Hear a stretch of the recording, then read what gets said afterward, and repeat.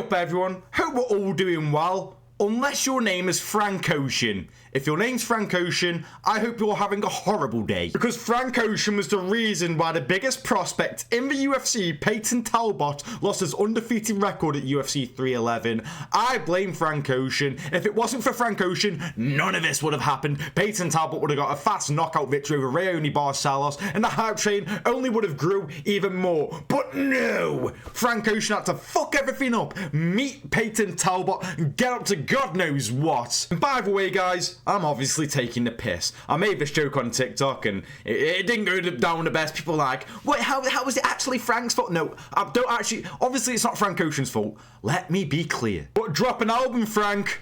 We're sick of waiting. Thank you. But yes, guys, undefeated prospect Payton Talbott, one of the biggest prospects in the UFC, has now suffered his first loss, not only in the UFC, but of his entire MMA career, and it's safe to say that he's lost a lot of hype. And before I start getting into it and talking about his performance and who he could fight next, I just want to say, this is not a fraud check. In fact, I am sick of the term fraud check. I might even make a video on it. I am just so sick and tired of hearing the term fraud check. It is so gimpy. It is beyond gimpy. This loss has happened to Payton now, and guess what? He will bounce back and learn from it. Hopefully anyway, because there is some instances where people take a loss for the first time and we don't grow whatsoever.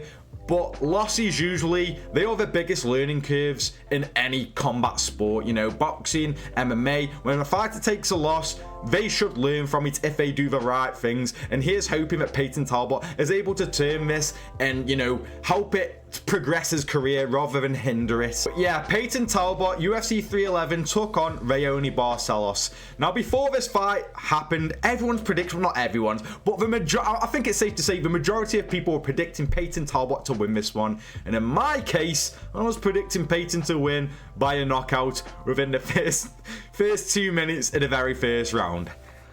Cheers, Raoni, because that fucking went straight out the window. Raoni Barcelos absolutely dominated Payton Talbott, and there's nothing Payton could do about it. You know, it was a 30-27, 30-27, and 30-26 scorecard from the judges. I disagree with the first round with a 10-8, but let's go through it. So the first round, we're probably all expecting Payton to come out here and just, you know, stick it on Raoni, be on the front foot, and just starch him. But Raoni, no, he had other plans. He took Talbott down within the first, 20 seconds, and he kept him on the ground for an entire round. Even Frank Ocean couldn't do that. No, I'm sorry. I'll stop the Frank Ocean jokes now. But yeah, Raoni Barcelos kept Payton Talbott down for the entire round pretty much. I can't remember if he landed too much offense. I don't think he landed too much. Maybe like the last 30 seconds. He started to land a few strikes, and that was it for the first round. I don't think that warrants a 10-8 round, but regardless, he definitely won that round. Second round, he didn't control him the entire time. He was able to get takedowns easily, and he landed some strikes, as well as Payton landing some strikes on the feet as well. But Barcelos just had his number and just kept on taking him down, and Payton Talbott just couldn't do anything about it. He had a bit more success compared to the first round, but regardless, Barcelos was having his way with Payton Talbott. And then going into the third round, Payton Talbott goes to his coach. Okay, well, what should I do? You know, he was asking for some tips, and one of his coaches goes, break his fucking nose. Honestly, is that the advice we're giving out? Oh, what have you been telling him during fight camp? Oh, hit him. Like, oh, well done. That's great advice. Break his fucking nose. Oh, really? I bet Payton wasn't thinking of that, you know. I bet Payton wasn't thinking of hitting the guy in the nose. I bet Payton wasn't thinking of hitting the guy at all. I'm sorry, but what sort of fucking advice is that? Break his fucking nose. Oh, nice one, coach. Yeah, I'll try to do that this round. That'll definitely change things for me. What? Like, that was left me baffled. But we go into the third round, and Payton wasn't able to break his fucking nose. But he did have a bit more success. You know, Barcelos was able to take him down again. He just constantly was taking down Talbott. Talbott's takedown defense, even with all the grappling training he's had with Frank Ocean, all the grappling training he's had, yeah, he wasn't able to stuff takedowns from Barcelos, and Barcelos was just having his way with the takedowns, and that was the key to his success here, just constantly taking down Talbott. He did trade a bit in as well in the third round, and it was very fun to watch. But again, they were both landing strikes. Payton landing strikes, Barcelos was landing strikes, being, you know, very unorthodox and, you know, just throwing wild strikes, spinning back fists, all sorts of stuff. And Barcelos was just able to dominate Payton Talbott, and that's all what can really be said about this fight.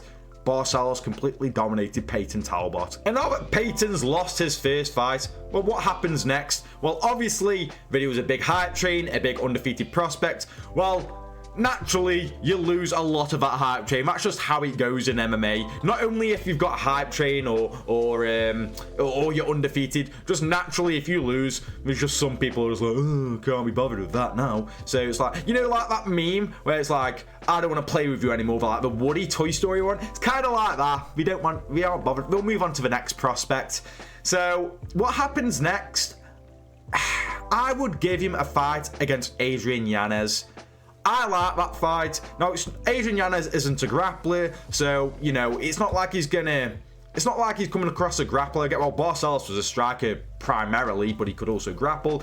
Yanez doesn't really offer that. I think he can grapple a bit, but, like, again, it's more to do with his striking. Yanez is known for his clean boxing.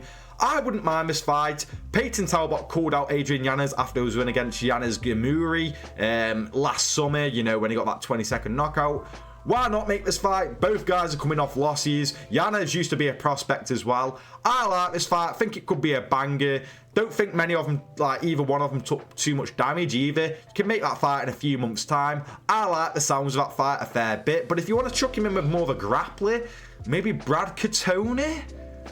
Maybe, I don't know. There's a lot of options there in the bantamweight division because it is stacked when it comes to ranked fighters and unranked fighters. They have a massive talent pool, so you can really, the world's Payton Talbott's oyster, even though he's just come off a loss. There's plenty of options for him out there who we could face next. I would like to say the Adrian Yanez fight personally. But before I end up finishing up on the video, I just want to remind everyone, Payton Talbott is still in his mid-20s. You know, he's only had what? I think that was his 10th fight. He's very inexperienced. He's still very green. This guy's got plenty of time to grow and become better. So I know a lot of people are going to leave the hype train. Again, that's natural. That happens. But if you're a big fan of Payton Talbott, remain a big fan. Like, you just, you know, Charles Oliveira fans, they were struggling in the trenches for God knows how long. Now look at him.